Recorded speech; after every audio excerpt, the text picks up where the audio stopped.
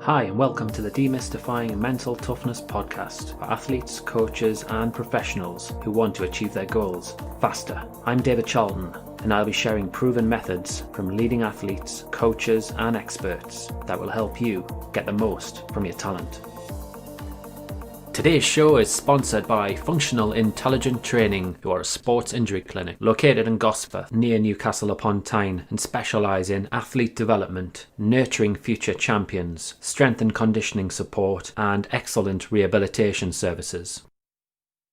Hi, I'm David, and if you hadn't already realised, you're listening to the Demystifying Mental Toughness podcast, where we talk about all things mental toughness, surprisingly. From handling challenges and setbacks, building confidence and assertiveness, to improving your focus so that you reach your goals faster, or staying on a more even keel and not letting your emotions get out of control.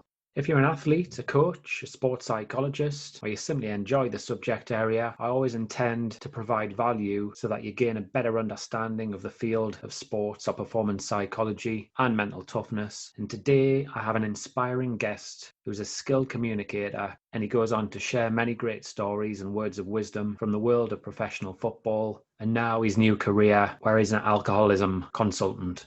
A little bit about me. I'm passionate, really passionate about helping people reach their goals and reaching their goals faster, not wasting time. I've helped thousands of athletes and executives, from 10-year-old talented children to Premier League footballers or lawyers. And before I introduce our guest onto the show, I'd like to make you aware that I'll be launching a 4-week online program for ambitious athletes in the near future. The program's called Competing with Confidence. And we know competing with confidence, being fearless, fully expressing yourself, as a challenge that many athletes, footballers, golfers, rugby players have. Trying to transfer your game from training or practice so that you're comfortable and you thrive under pressure in matches, tournaments, races is tough and something many people struggle with. So keep an eye out for more information in the coming weeks, or get in touch if you'd like to know a little bit more. I can be contacted on info@sport-excellence.co.uk, or you can get me on various different social media platforms.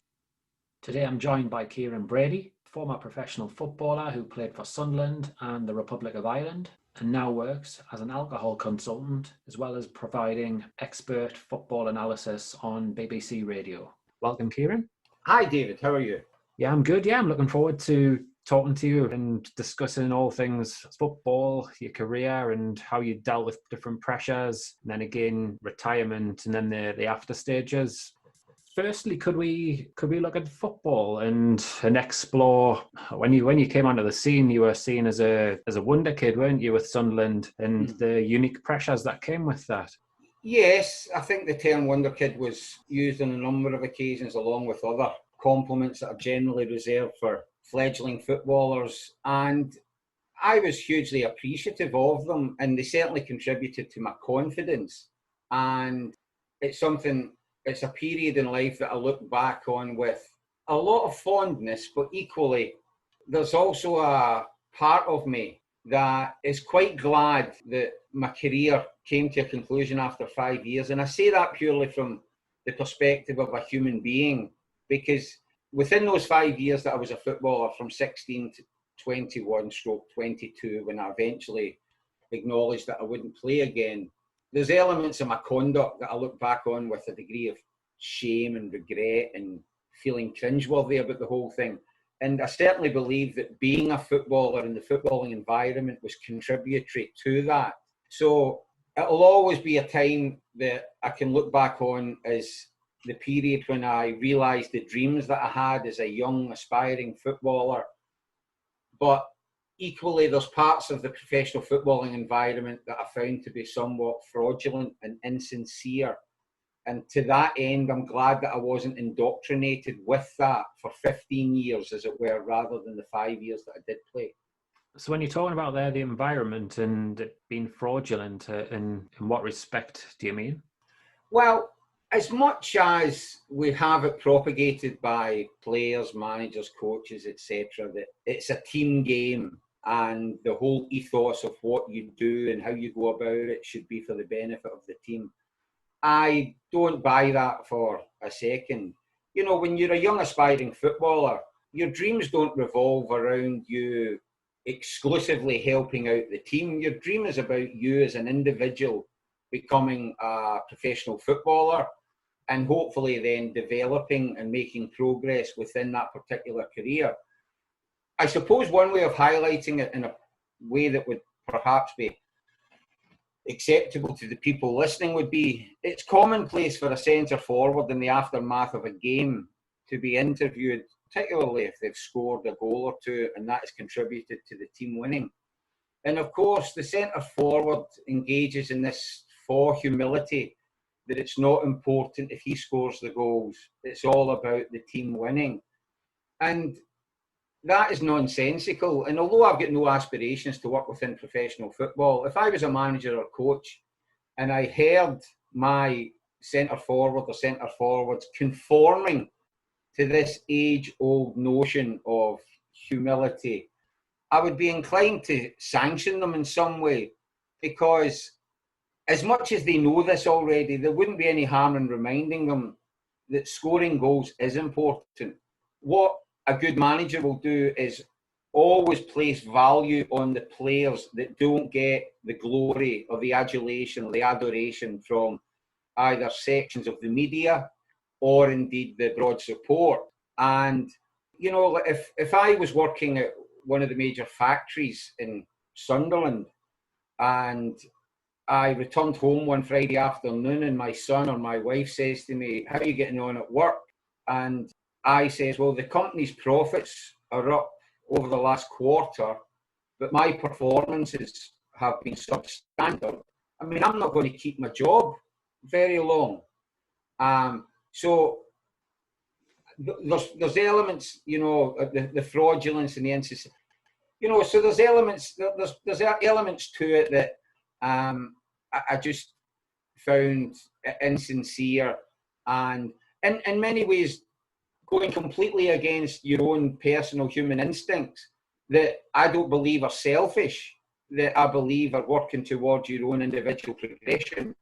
But yet you had this aura that existed all around you, that you were supposed to wholly buy into the notion of the team and, you know, this supposed humility or modesty. And I mean, the other thing that happened to me at a personal level, I started, like many young footballers do, getting compared with other footballers from the recent past at the time.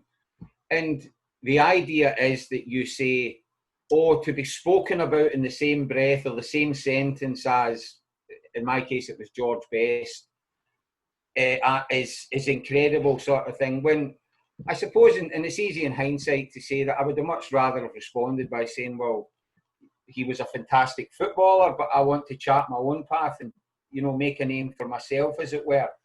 But there was always the fear that if you responded like that, particularly as a young player, that you would leave yourself susceptible to being disparaged and demeaned by your colleagues, you know, or your teammates.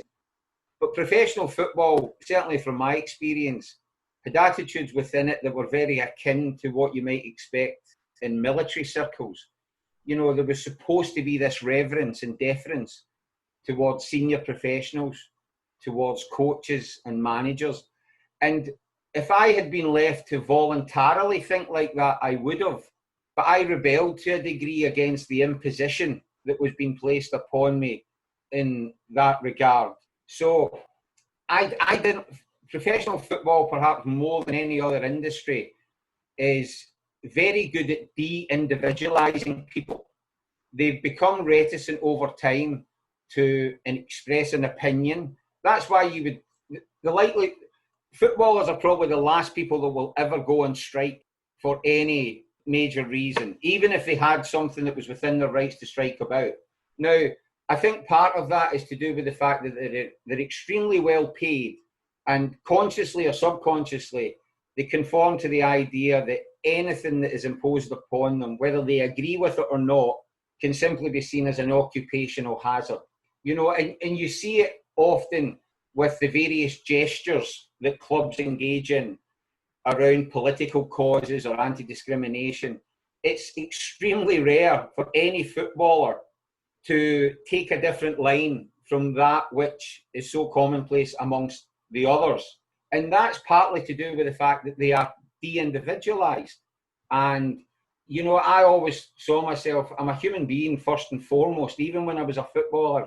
That's how I would define myself still to this day.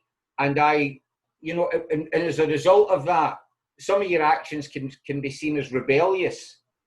And, you know, I went into training I was 18 years old, and I went into training wearing a T-shirt that showed my sympathy, support, or solidarity for the African National Congress.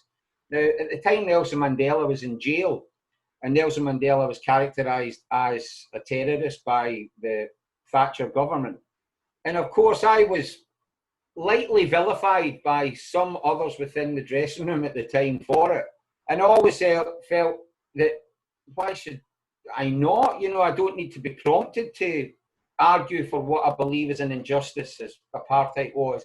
I suppose I was vindicated many years later when Sunderland became official partners with the Nelson Mandela Foundation. So I didn't get the opportunity to go around the people that were vilifying me at the time and say, well, look, you know, who is it that was on the right side of history? But I admire footballers that, even if I don't necessarily agree with them, who are prepared to say, well, I'm a human being and I have these values or these personal political convictions, and I want to use my platform or profile to express them. When you talk about being de-individualised, if we think of mental toughness in football, elements would include being fully committed in training and in matches, having confidence in your ability so that you can go on to fully express yourself, feeling in control of your emotions, so not reacting like a young child when you've done something wrong, and being able to deal with challenges and obstacles that you come across in your career, like not being selected for a period of time. So surely, if you've got restrictions placed on you and you aren't allowed to be yourself, you're never going to be able to fully express yourself. Sport, football in this case, is tough. It's really tough. In my last podcast with Gio Valente, we talked about how sport, golf in that case, exposes your character and your personality. In this case, if you're de-individualized, if you're not allowed to be yourself, if you're not treated like an individual, a worthwhile human being, surely you're never going to reach your potential. Football's going to rip. It's going to rip the heart out of your commitment levels, especially when the going gets tough. It's going to suck the confidence out of you if you're treated badly after a few mistakes or bad games. So do you think that the culture in football is responsible for that? I think the de-individualisation I'm speaking about would refer more to what views or values or convictions they might have beyond the environs of professional football. There are, of course, numerous professional footballers who are wonderfully resilient in a mental sense. It's just part of the person that they are. And I needed confidence placed into me time and again. It might not always necessarily have to come from the manager. And I was quite fortunate in that when I played at Roker Park, Sunderland's old ground, for the first time when I was 17, the fans were very supportive in a very quick way towards me. And I felt that. And that, in many respects, was the cornerstone of the confidence that I had playing in the first team in the years that I did. And at times the confidence would be knocked by things I was hearing from the coach, the coaches or the manager. To the extent that on one occasion I was on the substitutes bench, and I would have been about 18 at the time, and the fans were chanting my name, basically hoping that the manager would bring me on as a result. And they were chanting my name in part because the team weren't performing that well at the time and we may have been losing the game. And the manager turned round to me and says, don't think that I'm going to put you on just because these are chanting your fucking name. You know, so in a respect, he was almost blaming me for what was unfolding on the pitch. He was blaming an 18-year-old who wasn't taking part in the game for what the senior professionals were failing at on the field of play at that particular time. And that particular incident is just one of many that characterised the relationship I had with the coaching staff at the club. And it soured the relationship, and it was something that I was wholly unaccustomed to, because the coaches that I'd had at schoolboy level had been consistently encouraging and wholly supportive, and of course would try to pinpoint my failings as a player or in a performance, but without resorting to measures that you just could not foresee. And I think most people would be bewildered could actually emerge from coaches or managers. So there was parts, and it's something that you hear footballers, mostly older footballers, say at times, that there'll be periods in their careers where they fall out of love with football. And then, of course, they might engage in different measures to try to reintegrate, as it were. But there was certainly parts of my time as a footballer, and this was at 18 and 19, where it wasn't a particularly enjoyable experience. The playing of the games was great, because the time at Sunderland, the supporters were exceptional with me. They still are to this day. And even the month I had on loan at Doncaster was the same. But certainly for players that may lack that supposed resilience, as it were, or toughness, then it may well be that it's the responsibility of good man management or good woman management to try to make sure that those players can operate somewhere near their optimum and do that on a consistent basis. Because quite often, the very players that we're speaking about are the ones that are often described as the game changers or the match winners, the ones that possess that natural ability to do things that can be so decisive. That makes a lot of sense, that does. You talk about the individual versus the whole team, the collective there before as well. When you look back now, how would you go about it in a managerial or a coaching capacity to try and help players be more collective and a more like a team first mentality? Well, I would try to take the pressure off them without them knowing that I was doing that. And I would try to make sure that they were motivated on an individual basis, rather than try and create this pretense that they should be playing for this particular club or that particular club. Because players, if they're being brutally honest, are individually motivated. But the great thing is that if you can tap into whatever it is that would motivate them, then the benefits come for the team. So if you can get 7 or 8 outfield players each week performing somewhere near their optimum, I don't care if they're motivated by playing for that particular club, or I don't care if they're motivated by playing for their grandparents or because of something else. In fact, I wouldn't care if they grew up supporting the rivals of the club that they play for. I wouldn't mind them wearing the rival strip underneath the club strip if that is what was going to get them to play somewhere near their optimum on a consistent basis. Because, you look at my former club, Sunderland, on a couple of occasions in the last few years, they've gathered the team or squad together and they've taken them out into the community to places like Nissan, where people work extremely long shifts and, really have to graft in a physical sense for a living. And, this is designed to try to show the players that they should be much more humble and appreciative of what they've got. And for some, it might strike a chord. But even for those, the chord that it strikes might only reverberate for a couple of days or a couple of weeks. It's not going to have any significantly lasting impact, certainly not for most. So you just need to tap into whatever it is you think will motivate them. One of the ideas I had, and I don't know why I had it, because I've got no ambitions to be a manager or a coach, is that, when the players open their locker doors, ahead of a big match, it'd be better to have pictures up of their family, or even to record short videos of their sons or daughters wishing them well for that particular game, rather than a manager screaming at them, you have to give your all for X club or Y club. Because apart from it, I mean, the transient nature of football is such that it's difficult to develop a real affection for a club, because there's every likelihood that you probably believe in that club within 18 months or, 30 months or whatever the case may be. I mean, that's the grass is always greener was one of the, strong presences that existed within football when I was playing.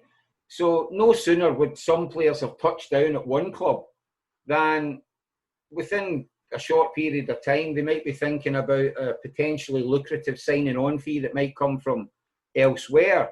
And again, that would go to the notion that people try to put forward about loyalty to a club.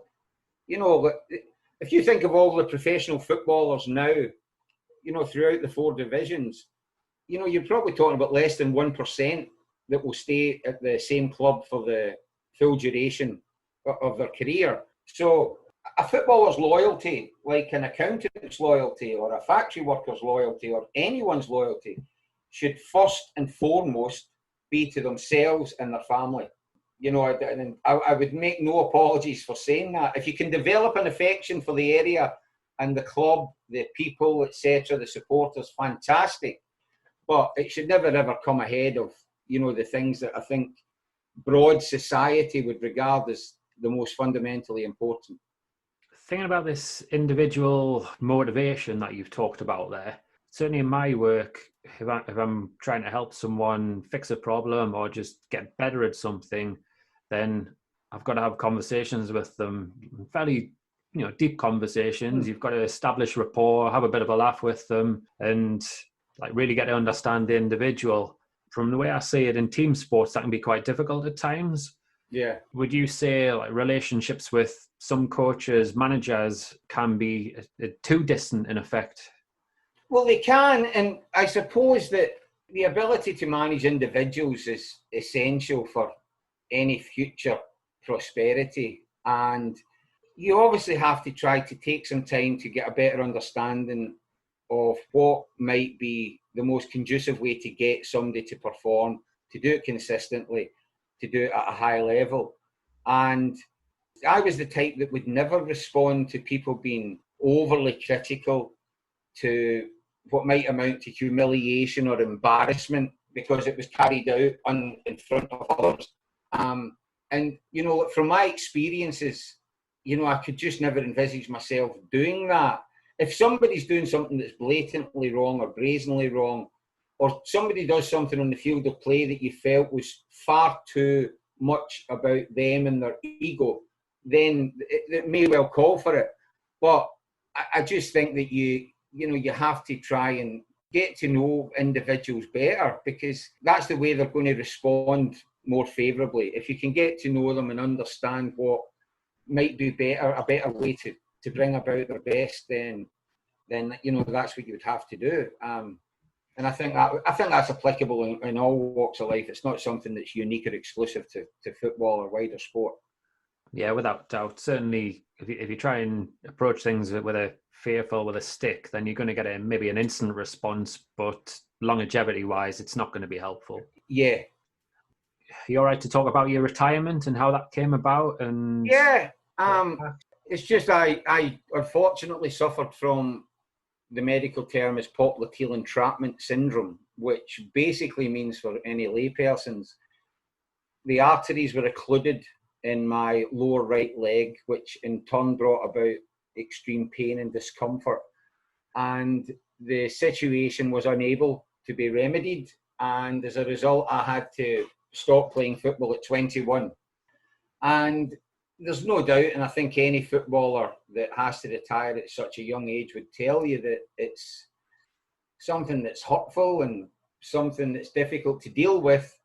And as much as I may have felt I was coping with it, I think if you look back at the evidence, it would suggest otherwise. And it took me several years to come to terms with it. And over time, and certainly since I got sober, I became much more adept at being appreciative of the 5 years that I did get, rather than bemoaning whatever may have passed me by. So it's just something that, I'm not the only footballer that's had to stop playing at, such a young age, but there's so many people would have felt that I was going to go on and have a very, very, very good career at the highest echelons of the game. But it wasn't to be. But I know from working with people closely that I always should place value on the time that I had, rather than be embittered about the years that didn't materialise. Did you spend some years where you were quite angry and experienced different emotions around it? I'm quite a laid back person by nature, and there was probably periods of angst or periods of frustration or a sense of loss, rather than very visible or even internal anger. And I suppose many people would expect that to materialise, but it's something that's very much in the past now. And I actually have a decent, cordial relationship, at least with some of the people that I was at the club with. Like my old man, he's Dennis Smith. I seen him a couple of years ago. We had a nice chat. So there wouldn't be any sort of embitterment that still exists to this day. Certainly not. I also think once you get by the age that your career might have extended to, your attitude might be, well, it would have been over now anyway. And I'm sort of mid-40s now, so my career would have been well into the past by now. Yeah, and fast forward to now. Now you're in a good place. You're happy. You're making a big difference with the work that you do. Do you just want to tell me a little bit about that? Yeah, I work alongside alcoholics who are taking their first tentative steps to recover from alcoholism, or who may be uncertain as to whether they're an alcoholic or not, but their drinking is bringing a lot of implications. And I was recently asked to do this in a professional manner. I've done it for years in a voluntary setting, but I've been asked to do it now in a professional manner with SP Bespoke. And it's something I'm looking forward to. And SP Bespoke is a group of alcoholics, in terms of the partners and myself, who have recovered from the illness or have been sober for over a decade each, and who utilise that experience to try and go and help alcoholics or problem drinkers, but also their families. And they bring specialists on board so that they can take the specialists to the house or of a venue of the choosing of the person. And we will spend 3 days, 5 days, sometimes longer with them, to make sure that we've built a solid platform from which they can rebuild. And also included in it is an attempt to try and address the legal repercussions that comes with alcoholism or addiction, because sadly, if people don't have any form of intervention, the progressive nature of it means it will get worse. And it does then mean that people will start to lose a job, or lose a license, or lose their liberty, or encounter marital problems with children, etc., etc. So or even bankruptcy if they do happen to run a business or businesses. So Paul is a very experienced lawyer who will cater for all of the legal connotations that would come with it. And there's a particular group, I suppose, that would potentially benefit. First of all, it can benefit anyone who's got an alcohol problem or suffering from alcoholism. But sadly, successful people who have been successful in their personal life and certainly in their professional life, may feel that they've got some sort of immunity from the implications that comes with problem drinking or alcoholism or addiction. And that is not the case. And what I've found in working in this field for a decade or so is that there's nobody too dumb to recover from alcoholism, but many people are too smart.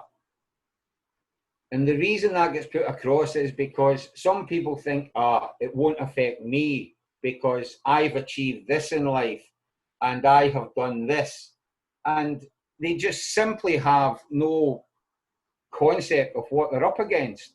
You know, I could reel off any number of people who would be thought of as successful in life who have encountered and experienced profound alcohol problems to the point that they've needed help to stop.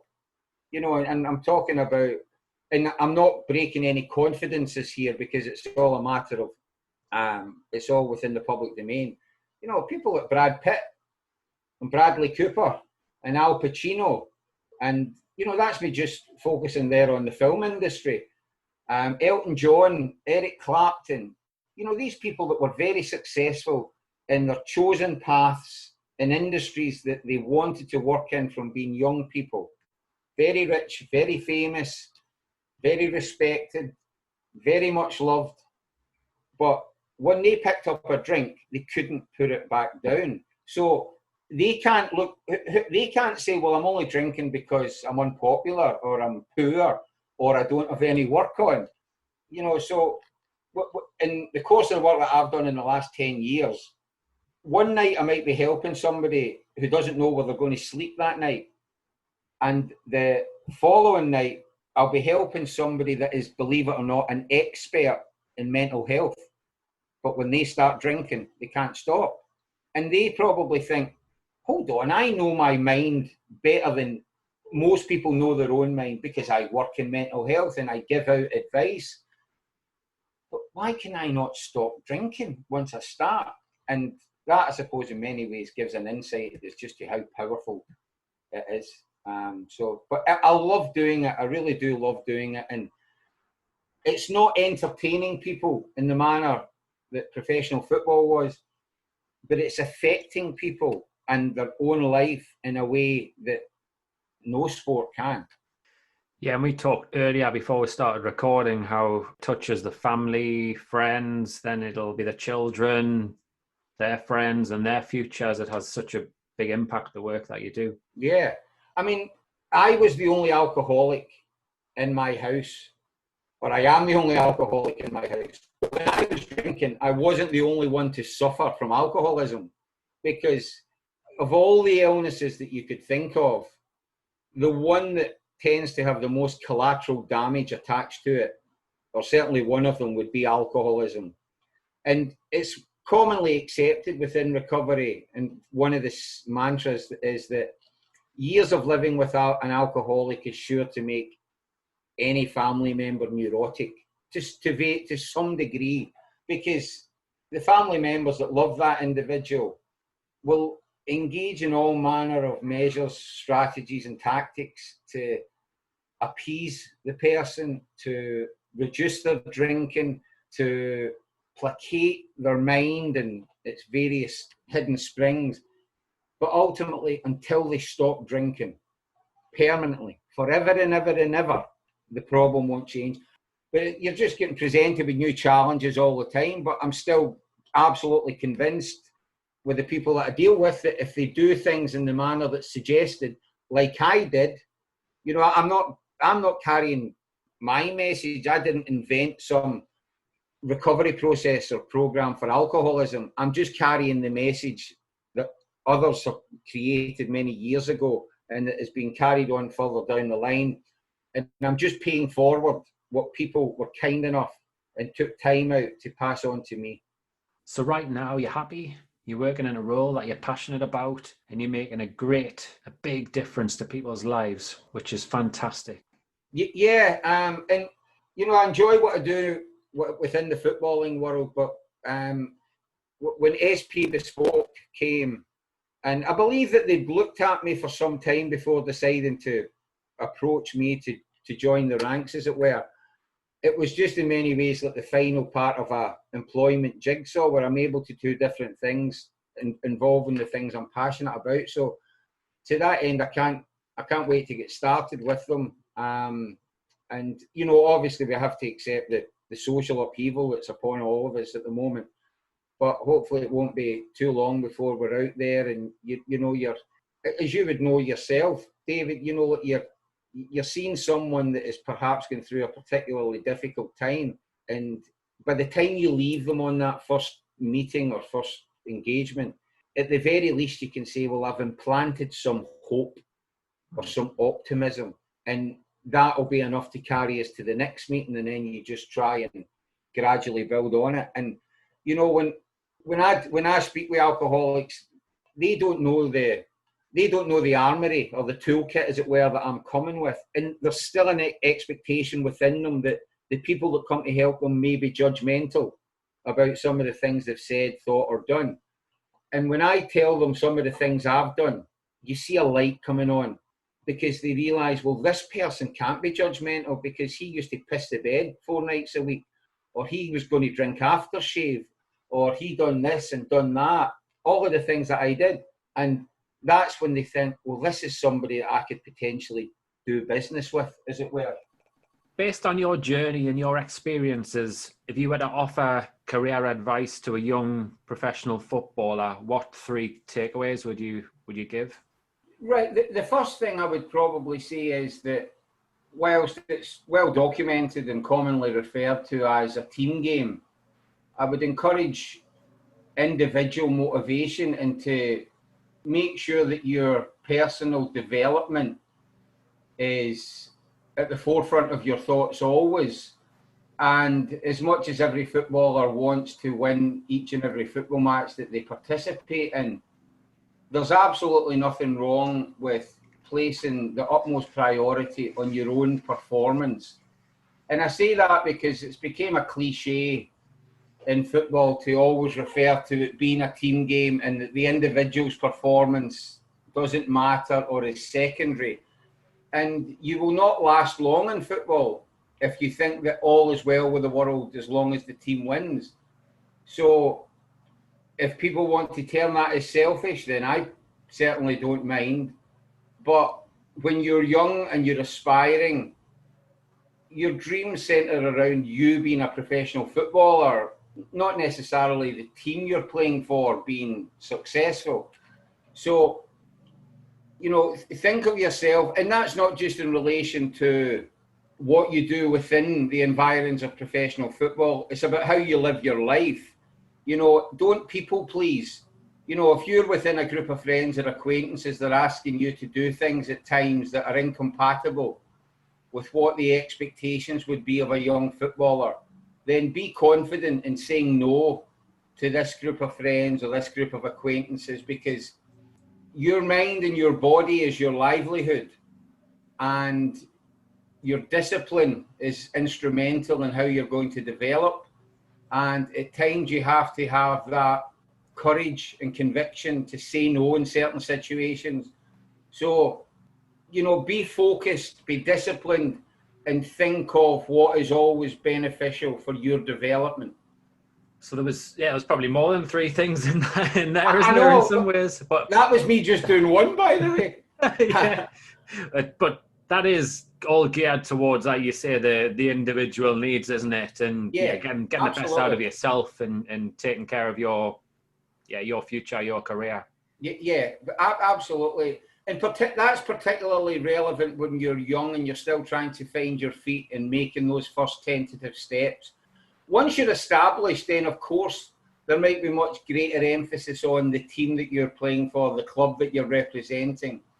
But in those embryonic stages of a career, you're still trying to find a way to establish yourself as a footballer, to set new goals because you've managed to realise that initial dream of becoming a professional footballer. But of course, you know, given the fact that 34 or 35 seems to be the retirement age or thereabouts, people have a long life ahead of them after that, God willing. And to that end, there's absolutely nothing wrong with trying to make sure that you have financial security both for you and yourself. And in the main, the way that you will be able to secure that is becoming the best version of you, becoming the best footballer that you can be. You might not always be the best player in a team, the best player in a country, or the best player continentally or globally, but fundamentally, you have to make sure that you can be as good as you can be. So you said there was 2 other things as well? Yeah, I mean, one of the other things would be that once you become a footballer, assuming you're that lucky, try and create new goals. because of course it's understandable that when players are young, everything revolves around the notion of making it as a professional footballer or becoming a professional footballer. When I think back to my own experiences, one of the shortcomings I had, if you want to term it as such, was that I didn't set new goals upon becoming a professional footballer. And I think that was detrimental to me, albeit I couldn't do anything about the condition that eventually brought a premature retirement. But if you become a professional footballer, there's nothing wrong then with saying, well, you want to reach the first team by 19. You want to have played X amount of games by 21. You would like to be playing for a Premier League club by a particular age. And then you've always got something to strive towards. And I think if you have that, then it's much more likely that you'll live your life accordingly, which will allow you to train better. And if you can wed those things to your performance on a weekend or a midweek, then it's much more likely to be conducive to you achieving those particular goals. Yeah, I mean, if you look at what your Messis, your Ronaldos, yeah, I'm sure they did exactly that in their younger days. They would be pushing and striving to get better in every training session along the way. Absolutely. I mean, Ronaldo is a very, very good example. And what often happens with both Ronaldo and Messi and selected others is that because of their respective goal tallies, so many of their other attributes tend to be overshadowed or backgrounded. But Cristiano Ronaldo in particular, if you chart his career from its humble origins in Portugal all the way through to the superstardom that he's had now for a decade or so, that is a wonderful example of somebody that physically and mentally has been prepared to do what is necessary to make him be, first and foremost, the best version of himself, but coincidentally, one of the best players in the world. Many would argue the best player in the world. And he's became over those years much more physically potent, much more athletic, much more flexible, and he has that profound, deep confidence in his own ability. It doesn't always work out the way he would hope, but it never will for anyone. But he has become an absolute phenomenon, and he has put the effort in behind the scenes. And I don't just mean training hard with other teammates. I'm talking about training hard on his own, at times before normal training takes place, or quite often it would be after training has finished. And he has been prepared to go and get a bag of balls and work on set pieces, corners, free kicks, his weaker foot, and a whole host of other areas of the game that he wanted to develop. And, you know, it's bore fruit for him, you know, and he's became, I mean, who would have thought back in 2009 when Real Madrid paid 80 million for him, that we would be looking back a decade or so later saying it was a bargain. You know, 80 million pounds as a bargain. And that is because he is a phenomenal footballer with an almost unique work ethic. And to that end, he's a wonderful example for anyone that's aspiring in the game. It's difficult to spot a weakness in his game, really, isn't it? When you look at it, even his heading ability and absolutely. If you go back to pre-Real Madrid when he was at Man United, he was predominantly a winger, wasn't he? And he's compared to now, he's transformed himself. Which he's just a phenomenon, and he really is a great example. I mean, the only criticism I think that some would have is that you do see signs of occasional petulance or theatrics that might be somewhat gratuitous. But I tell you, if you're a footballer and that's the only criticisms people can have of you, you're doing something right. In fact, you're doing a lot of things right. You know, I mean, it sounds like an elaborate attempt to be seen as the teacher's pet. but work on your weaknesses when training with the squad is finished, and try and make sure that the coaches know that that's exactly what you're doing, because it will serve you well. And even if things don't work out at one particular club, at your first club, for example, a lot of good coaches and managers will try to make sure that you at least get a trial or a set of trials elsewhere. And when they pass on information to a potential new employer, one of the first things they'll mention is the work ethic that the individual has. And if that can then be honestly said as being someone that uses what could be their own spare time to develop their game, to work on their weaknesses, then that's a very, very favourable platform to begin a new relationship with a potential new employer. Well, no doubt about it. If it came down to a crunch between a club signing player A and player B, and they'd got a good report from one manager about their attitude, their work ethic, and the other player didn't, then who are you going to sign? You're going to go for the guy with the attitude, aren't you? Yeah. And I mean, I very rarely went back and worked on weaknesses of the game. Sometimes you would be told to, which obviously made it much more involuntary. But it's certainly such an admirable trait. I had one or two teammates that were very limited in their footballing and technical ability, but I have the greatest respect and admiration for them, because they were conscious of that and knew that if they were going to be able to sustain a professional career, they would probably have to work harder in a physical sense or a mental sense than maybe players like myself, who were much more naturally blessed. But my admiration for them is limitless.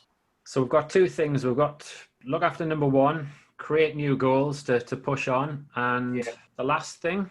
I would always, and it may come as a little bit of a surprise to say this, and incidentally, David, you've limited me to 3. I could probably give you 5, 10 or whatever, but because of time constraints, I would also make sure that you're fully aware of your rights as an employee, because the tendency within football is to succumb to the notion that you're in such a privileged position that you simply have to put up with any occupational hazards or patterns of behaviour which exist within football, which in any other industry would be emphatically described as bullying. And it does happen in football. It happens more than perhaps people would be prepared to acknowledge. And the reason I'm mentioning it is because everyone has a right to be in their working environment free from bullying, prejudice, harassment, etc. And young players in football are quite often subjected to what can have the facade, if you like, of a military-like regime. And to that end, they might be picked upon, they might be disenfranchised in many respects. And this was something that was imposed upon me and the younger players at Sunderland at the time, but I wasn't having any of it. I knew my voice was as legitimate as anyone else's. And, at times I would come into training wearing T-shirts that were political in nature and, supporting the ANC and Mandela or Che Guevara or whatever the case may be. And football has a way at times of de-individualising people. And I, as a player and as a person, was not prepared to allow that to happen. I did have respect for the senior figures, but I became quite resentful or rebellious at having it imposed upon me. And I was bullied at times. There's absolutely no doubt that some of what I was subjected to could not be argued as a tough love approach. It's something that would be, I believe, indisputably viewed as bullying. So you should have an understanding that even although you're in your dream job or your dream career, that you still have rights within your working environment, and that the relationships that you have with your team coach, with the more senior figures in the club, the manager, etc., should always reflect that respect and operating within the regulations and ensuring that the club always adheres to the duty of care. So you should always be mindful of that. And I mean, tying that with the first would be about remaining focused and single-minded. I played in the first team at 17, and a lot of young players that play in the first team at that age might entertain ideas at times that they're so almost as if they've won a lottery ticket, that to be able to play for the first team at that age. But I didn't win a charity raffle. I was picked on merit. I was picked because I was good enough, and I should be treated accordingly. And that's applicable to someone, whether they're 16, whether they're 35, regardless of their age or their level of experience. And if you do that, then I think that younger players will much more organically respect the senior figures, whether it's the more experienced players, the coaches, the management, etc. You've left the listeners with some great pieces of advice, Kieron. Thank you. It's been fascinating hearing your journey and the great work that you're doing right now. So I'm wondering, where can the listeners find you if they'd like to get in touch? I suppose the best thing, David, they could do, certainly personal contact to myself, would be, you can find me on the LinkedIn website. If you just go Kieron Brady in the search bar, it comes up as Alcoholism Consultant, as well as my footballing references. And also the SP Bespoke website, is there. It tells you everything that's on offer. It's just if I use the Northeast terminology, S for Shearer and P for Phillips, bespoke.com. And that will tell you everything. If you or a loved one has a problem with alcohol and your instinct is telling you that it's not getting better and that it's actually getting worse, and it's beginning to have a significant detrimental effect on family life and professional lives, then there's a 20-minute phone call that's free to SP Bespoke. You'll speak with an alcoholic and they will be able to tell you, in an honest way, well, it may be that this will settle down in time, it might just be a period, or they'll be honest enough to say, well, look, this has got all the hallmarks of a problem that's going to last. Thanks certainly for sharing that in your story, and it's really inspiring what you're doing now, Kieron. No, thank you very much, David, and thank you very much for asking me on and having me. A short reminder, if you're a professional footballer and have faced similar challenges to Kieron, our doors are open for one-to-one work where we support many players to overcome their own personal challenges and thrive on the football pitch. And as I mentioned earlier, I'm running a 4-week online course soon called Competing with Confidence for ambitious athletes. Have a great week, and I look forward to sharing next week's episode where I've got another inspiring guest on the show who shares some amazing achievements. I'd like to give a big thanks to today's sponsors. Functional Intelligent Training, who are a sports injury clinic located in Gosforth near Newcastle upon Tyne and specialise in athlete development, nurturing future champions, strength and conditioning support and excellent rehabilitation services. Thank you for listening to Demystifying Mental Toughness today. To sign up for tips and advice to help you be the best that you can be, go to www.sport-excellence.co.uk and sign up to the Mental Edge newsletter.